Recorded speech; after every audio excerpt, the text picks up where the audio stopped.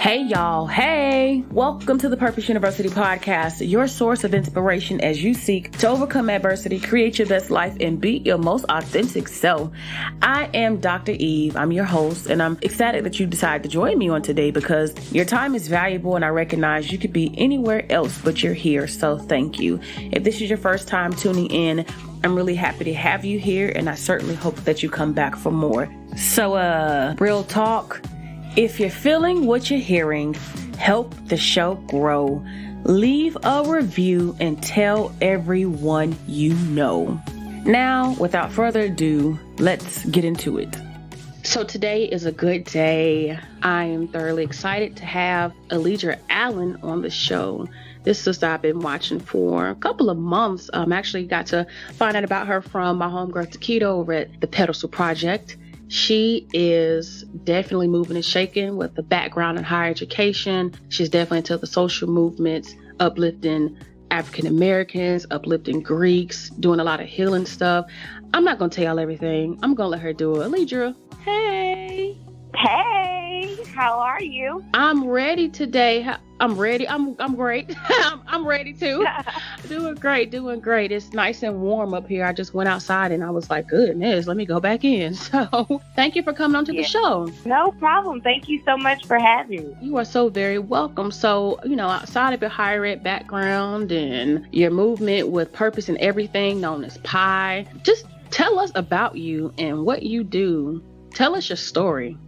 Sure. That's a very interesting question, and it's hard to put into words, but I've been thinking about that and who I am, and in the most positive way, I'm just an average girl. When I think about my life, I was born to my parents, Myra and Dennis, in a very small town of Lorain, Ohio, which is outside of Cleveland. We lived a pretty, nice, mild life. My mom was a homemaker. My dad worked at Ford. I was the middle child, so I have an older sister, younger brother. I have lots of cousins and aunts and uncles that I grew up playing with.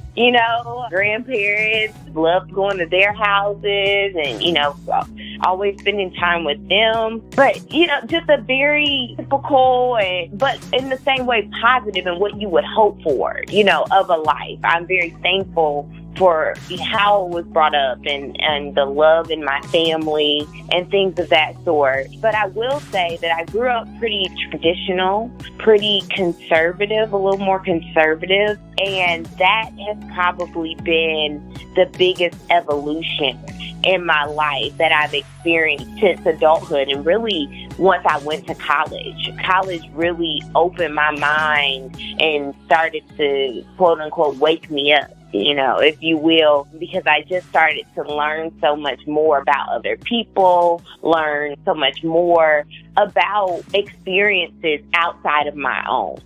And now I'm much more liberal, if you will, and I kind of have my own perspective and my own beliefs and, on things that might not always be the same as my family, and things of that sort. So that's been a journey. And I will say it's a journey because it's still going. I don't think I've reached the end of it at all. Nowhere near the end of it.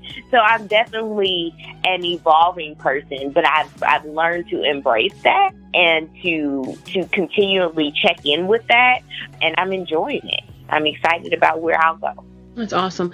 Let me ask you this. What is something that, if you're willing to share, that you've learned about yourself in this process of evolving? The main thing that I've learned, honestly, is that I haven't always taken care of myself. I haven't always prioritized myself. And I haven't always known how to love in the best way possible. And I say that because I think that as much as I've talked about my family and my upbringing being very positive, it truly was. I still feel that, like many families, we weren't the best at communicating. We weren't always open with each other or, transparent about how we feel and honoring those feelings, right? And acknowledging feelings and asking for help or, letting people know that maybe you aren't feeling the best or you aren't okay or you need something or just even communicating your love towards each other very directly or verbally. A lot of times we're like, we know we love each other. We assume we love each other, but we don't always go to the extent of showing it, right? And intentionally showing it. And I think that those are things that I've learned about myself emotionally and mentally. And so I'm healing myself in that way and I'm acknowledging that for what it is and trying to ensure that moving forward, I do take care of myself. I check in on myself. I acknowledge how I'm feeling. I acknowledge what I need and that I love those around me and I make sure that they know it. I like that. So would you even say that at this point with how you've evolved and what you've come to learn about who you are, that you are living your best life? I would say that I'm living the best life that I have lived, I think that, yes, I am getting better. I'm evolving. I'm aging like fine wine. I think that I'm getting better. But I won't say that I'm living my best life because I truly do believe that the best is yet to come. I'm always believing that there's better on its way. So yes, I'm excited about the life I'm living and I'm thankful for everything that I'm learning and doing. But I know that this is only the beginning. So with this being the beginning, I want to go back a little bit to the beginning of the grown-up Aleidra, to that first generation college graduate that got the degree because you went to University of Kentucky. Yes, UK. You didn't go to UK, University of Kentucky, so UK. Got your degree in communications and leadership development, which I'm like, oh, that is real dope. Was ready to conquer the world. But then what happened? Like after you got your degree, what was next for you? So, I went to the great University of Kentucky. We ended up, my parents and my siblings, we moved to Louisville, Kentucky when I was about 9. So I grew up the latter half of my childhood in Kentucky and went about an hour away to go to college. Honestly, that decision was based off the fact that I got a full ride to UK. And, all right. Yes, thank God. And as a first generation college student, especially for parents who don't know all the ins and outs of college and things of that sort, my parents were like, look, you need to go where that money is. So my decision was made quite simply. I didn't apply to other colleges or anything. It was like, okay, UK, like they're giving me a full ride. That's where I'm going, type of situation. So I had a really positive experience there. It truly was great. I was so involved, and honestly, my out of the classroom experiences taught me so much more about myself and what I wanted in life and contributed to where I am now than my actual classroom experiences. But when I finished up there, I was super excited because I had learned so much about myself and about others and again knowing that I wanted to be involved in helping people grow and helping people learn, helping people be successful. That's what I learned through my involvement, helping other college students join other organizations, being in my sorority, doing community service with the sorority and other organizations, and then also being involved in like diversity organizations and things of that sort, and learning about other cultures and identities and things like that. I knew that somewhere around there is where I wanted to be. But I'm going to tell you, Eve, I graduated and didn't have a plan at all. Didn't know where I was going, what I was doing, nothing. And I will say that was a little bit of a first-gen mishap because I was doing something that was non-traditional. When I first entered college, I wanted to be a doctor. So when I was going that route, I knew the plan, right? Because that's a more traditional route. It's like, okay, you go to school, you go to med school, like everything's kind of cut out for you. But when I was majoring in CLD, I didn't know, like, okay, I have this degree, communications and leadership development. What do I do? I don't know. So I had been talking to people about going to get my master's in higher education administration. But again, I was a first-gen college student and also the first person in my family to get their master's. So I didn't have anyone to tell me or kind of guide me about like graduate school, visiting schools, researching schools, nothing. And I often looked to my older sister who was in college at the same time as me. She graduated a semester before me, but again, she wasn't going to grad school. She was a nurse. So I didn't have that, support that I used to kind of look to of like, okay, what are you doing? And I kind of messed up because I graduated without any plan. Thankfully, God is good. He opened doors. I had ended up going to a conference called NASPA, which is a higher education organization. I had gone there as an undergrad with my mentor at UK because she knew I was interested in higher ed. She took me with her and wrote me in the undergraduate fellows program. And I had met someone from LSU, a professor from the higher ed program at LSU while I was there. And he had told me, he said, it's okay. Like, I contacted him after I graduated. He said, it's okay. You can still enroll and you can still be here in the fall. So I graduated in May. And he was like, you just need to make sure you take your GRE and you can get here. And I ended up taking my GRE, getting accepted, getting an assistantship as well, so still having my tuition paid. And I was at LSU getting my master's in the fall. Wow, just like that. So not just undergrad, but grad school was paid for. Yes. Working it. And let me tell you what I love about this right now. It's the fact that where you are is not where you've always been. And I like that you are painting the picture that there is no perfect way to evolve, and sometimes this is going to be messy and you got to figure it out. And you don't always have to have a plan for things to work out and to be successful in that. Now, that's not to say don't have a plan or vision, because you had one, but you were also open to where life was leading you. And because of that, you've gotten to this point. And that point being, you actually left higher ed and started your own business. So again, the plan changed again. So tell us a little bit about that transition, because I'm sure that had to be big for you as well, because here you were doing what you loved in a capacity that I imagine that you love working with students. We both higher ed, so I get it. And then you like, okay, I'm out. I'm about to do this. So what has that been like? Yes, when I say evolution, I'm not joking. So, yes, I left higher ed after practicing for 4 years.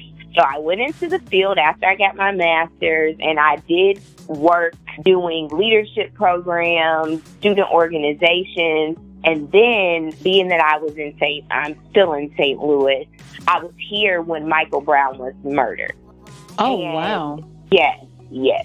So that really changed my trajectory, period, because it's one thing to see those types of social issues and things happen on the TV screen, but when it's just in Ferguson, a few miles away, a 15-minute drive, it really impacts you in a whole other way. And so it really just woke me up and helped me to become more attentive to the social issues that our society faces. And so even though I stayed in higher ed, I started my career in higher ed in 2013. Michael Brown was killed in 2014. So I still had a shift in the field. I moved from working with leadership programs and fraternities and sororities to working with multicultural student organizations and doing multicultural education, because I was so passionate about the work around diversity and social issues. So that was fulfilling. I felt more alignment with who I was becoming. But after a couple more years, I still felt like something wasn't right. I felt like there was something more. I felt like there was something else that God had for me. And I had been given the vision of my business, Purpose in Everything, or PIE. I had been given that vision, honestly, in 2013, that I wanted to start a social entrepreneurship. So a for-profit business, but one that focused on addressing social issues. But while in my career and, just now starting a job and things of that sort, I was giving all my energy to the work that I was doing on campus and with my students, because I love my students, right? And I love my job. So I wanted to be successful in that area. I wanted to give my all to that. But again, I knew it was something more, and I realized that if I was really going to embrace that and make that vision a reality, I had to jump, because I'm the type of person that gives my all to everything, or at least tries to. And so I said, as long as I'm working full time, I'm never going to bring this vision to life, not in the way that I need to. I'm not going to give it the attention that I need. So I decided in August of 2017 that I was going to resign from my full-time position and go full-time into starting Pi and getting it up off the ground, which as a first-generation student, again, my parents, as much as they wanted to support me, they also were like, so you're leaving a job where you have benefits, you have a salary, like, what are you going to do? How are you going to pay your bills? Like, they definitely had those questions. But again, I'm all about the evolution and about living my life in the way that I think it's called to be. So I jumped. I love that you talk about giving up what's comfortable for what's purposeful, because a part of living in your truth and walking in that may require you to be uncomfortable. And that was very bold of you. That was very bold of you, because everybody didn't have the courage to say, okay, God, I see you and we're going to do this. And that's exactly what you did. And so I'm actually interested in knowing more, and I'm pretty sure listeners are too. Pi is an online retailer that definitely looks to add purpose to everyday purchases. And to do that, you donate 5% of your net sales to some of the social change work. What is some of that work that you're doing? Because I know there are a few parts of your business, and one of them being with Black Greeks. But tell us a little bit more about your business and how it's shaped and structured. Yes, that's exactly it. So just as the name, purpose in everything, we're adding purpose to everything. And that's why we focus on selling very everyday, kind of basic type of products, because we want people to realize that social change is not just when a huge incident happens in Ferguson, Missouri, and it's all over international news and there's protests going on for months. That's not just social change.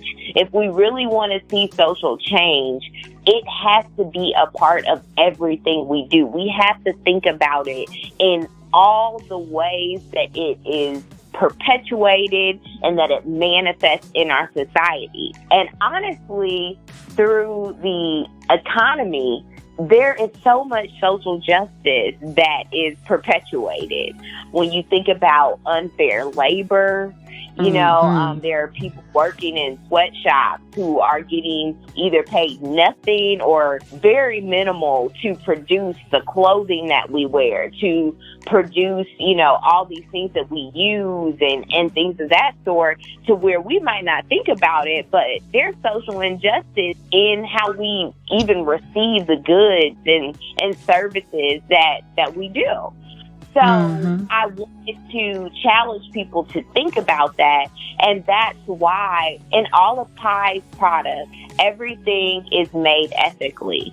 So we make sure that the products are sweatshop free. We also think about environmental justice. So many of our products are eco-friendly so that we can make sure that we are taking care of the earth, the one earth that we have as well.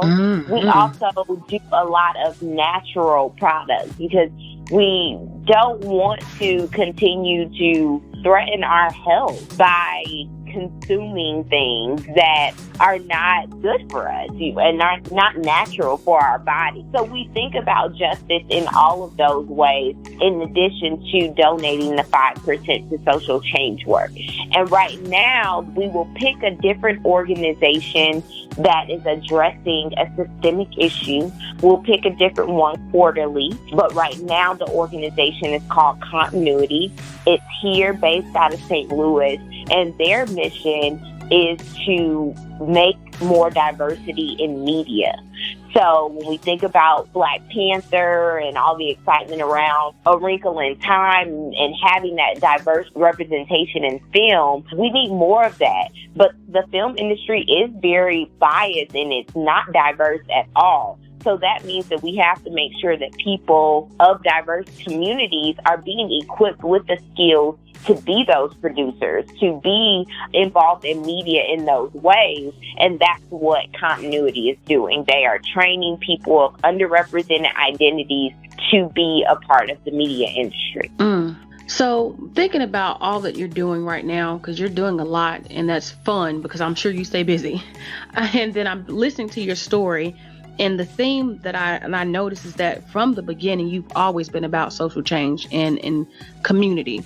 Because, I mean, come on, you have, your degree in community communications. That is actually a tongue twister, and leadership development. So just thinking about, going forward, though, what are some of the adversities that you've had to face in being able to make the changes that you see are necessary in your community or even in your own life and business? What have things been like for you? It's definitely been a journey, and it hasn't been a seamless or bumpless road. There's been many trials along the way. And I kind of alluded to some of those at the beginning. I think I had a lot of challenges and dissonance within myself first.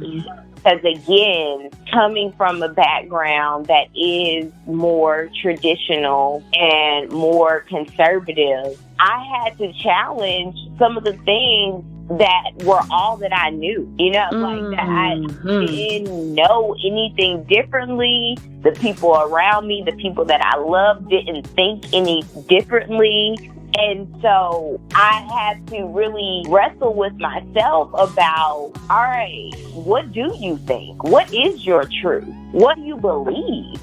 And that's a tough thing to battle. When you spent 20 years, the first 20 years of your life doing these things, believing these things, supporting these things, whatever, and then all of a sudden you're like, okay, well, maybe I don't feel that way.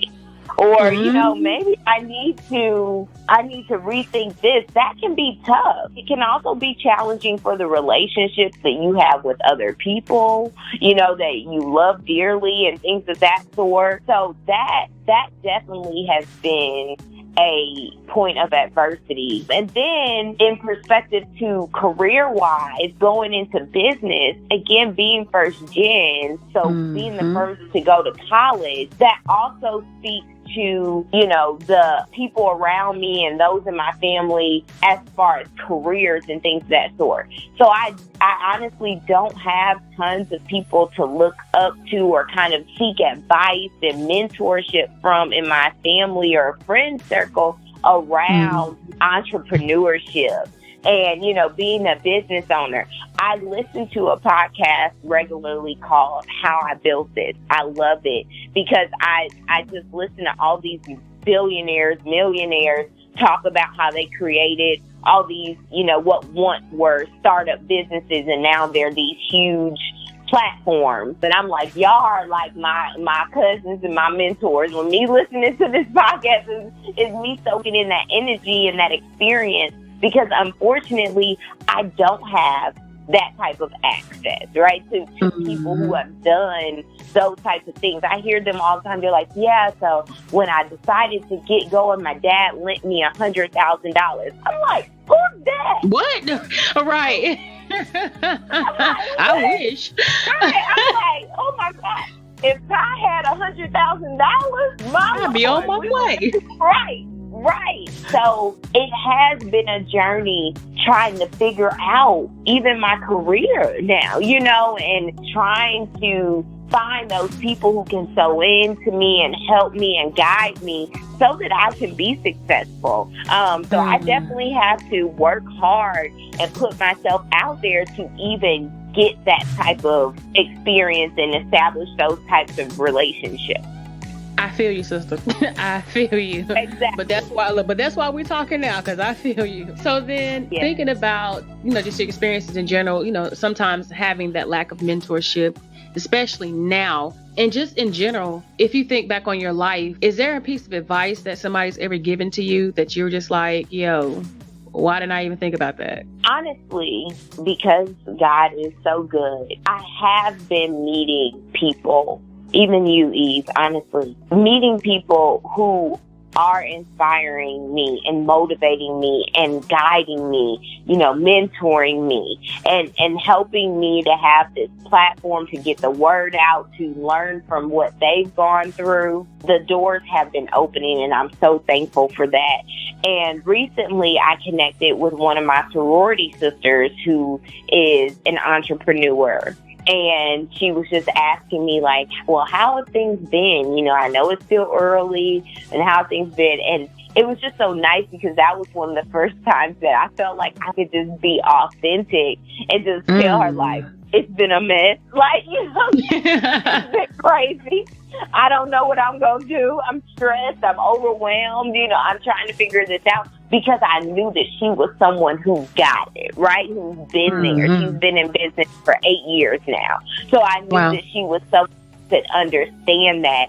So we were talking, and she told me, she was like, Aleidra, there's going to be months that are good months. There are going to be months that are bad months. They're going to be up and down. But no matter what, never lose sight of your vision and making that happen. And that might seem so basic, but her telling me that, it meant so much, because here I am, just a few months in to starting this, and I have felt like I hit those points where I'm like, look, I might need to find a job, I might need to reevaluate this and try to figure out another route here.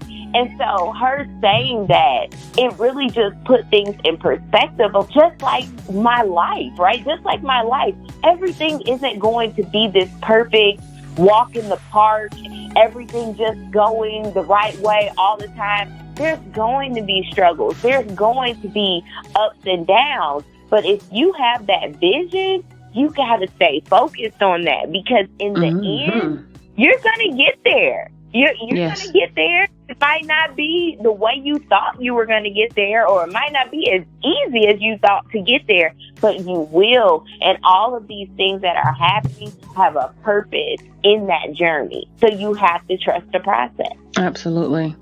Trust the process. You have to. I think I jumped a year before you did. Actually, the same month a year before you did. So continue to trust the process and continue to know that what was put in you was for you. And you have a gift that nobody can take. You have a gift that is only yours, and it will continue to manifest itself in some crazy ways. But I'm glad that you are going to stay on this journey because it is necessary. But look, I didn't mean to get all there. I just felt that. I felt that. Thank you. So we're kind of getting to a point. Oh, you're so welcome. You're so welcome. So we're getting to a point of wrapping up, and just a couple more things that I'd love to know from you. And one of those things is, what's next? So I believe in being honest and transparent because, again, especially for, if there are first-gen people out here who are looking to maybe be an entrepreneur or things of that sort, I want to share and I want to be vulnerable and honest about my experiences so that other people can have a guide, right? And not have to just kind of figure out things the way that maybe I'm just kind of walking through them. So one thing that I'm really focused on now is getting investors for Pi, because honestly, it wasn't something that I thought of initially. And I think that was just my lack of knowledge about starting up a business, and just thinking that, like, well, if I build this website, and I have the mission and I get the products, and if I put them online, it'll all be fine. People will buy it and that'll be it, and so I quickly learned, all right, it's not that seamless. There's a little more to it. So right now I'm in the process of developing, a framework to seek investors. And I'm really excited about that because I do think that I the vision part, the goals, I have that. Just need to make sure that I have the resources so that I can access the proper channels to help bring my vision to reality. So that's what I'm focused on right now. And I do, thankfully, like I said, God's just so good and doors have been opening. And I've been getting connected to people who are willing to help and invest or point me in the right direction at least. So that's what I'm focused on now so that we can get Pi more exposure, so that we can be at larger scale events and opportunities. My goal is next year, I want to try to be at Essence Fest. I want to be at the Atlanta Greek Picnic. I want to be at these staple events for the various communities that I am wanting to serve and wanting to benefit. So that's where I am now with kind of seeking those resources and then outlining a plan for about a year from now to be a part of these larger scale opportunities to bring more exposure to Pi. I love that. You will be there. We're just going to speak that today. Okay? You will be there. Yes, and it may take a couple extra hours a day that you already don't have, but you'll get there. But last but not the least, because you are so full of wisdom, and all I can think in my head is, man, ever evolving. That's what I keep thinking about. I think about you. It reminds me of a butterfly. I just really love the aspect of coming out the cocoon and just, doing your thing. But what is that message or that final thought that you would want to leave listeners with? Create your own life. It doesn't matter where you started, where you come from, what's your background, what the people in your family have done and what they haven't done before you. You are equipped and have the potential to do great things, to be great, to live your best life. And if it isn't just coming easily, and in those comfortable positions, then get uncomfortable and go out there and create it. Do whatever you have to do to get every single thing that's yours. Yeah, you said that for me too, didn't you? Yes. Ooh, yes, ma'am. Said that to me. I love it. Well, I definitely have enjoyed you on today. I appreciate it. And before we even get off this call, can you please just go ahead and tell us what sorority you're in? Because you kept saying, and my sorority sister, I'm a sorority. Please tell the people what you represent. You ain't slick. Go ahead and tell them. I ain't mad. Right. I just be neutral and unbiased. Member of the first, the finest sorority out there, Alpha Kappa Alpha Sorority Incorporated. There you go. So you got it out. There you go. All right. Because I was like, why don't you just say it? Well, look, I mean, it's all love. My roommate from college is a K, and we end up having the same line number. And she is like one of my greatest friends. And so it's always funny. Like, hey, I ain't mad. I'm here to lift you up, sis. I'm just no matter what. But again, I have really enjoyed you. Thank you for coming on the show, for sharing with us your wisdom. I want you to continue to do great things. I'll be watching you. So good luck. Thank you. Can we share social media? Is that? You know what? Ask me why I'm tripping. Okay. So before we get off the line, since we've had this other conversation, where can we find you in the internet space? All over. I have pretty much every social media. So for Pi, first and foremost, you can follow Pi at Pi Movement. So PIE Movement on Instagram, Facebook, and Twitter. And you can also follow Black Greeks for Black Lives, which is a part of Pi but has its own social media at Black Greeks for Black Lives on Facebook and Instagram. And then my personal handle is at Klassy with a K. So that's KLASSY_Lee, LEI, at Klassy Lee on Facebook, Instagram, Twitter, Snapchat. All that. Yeah. Well, thank you so much for sharing. I'm sure people will be in touch with you, and then we'll have a follow-up conversation in the First Gen Lounge. You have been brilliant. I want you to have an amazing day. Thank you so much. You too, Eve.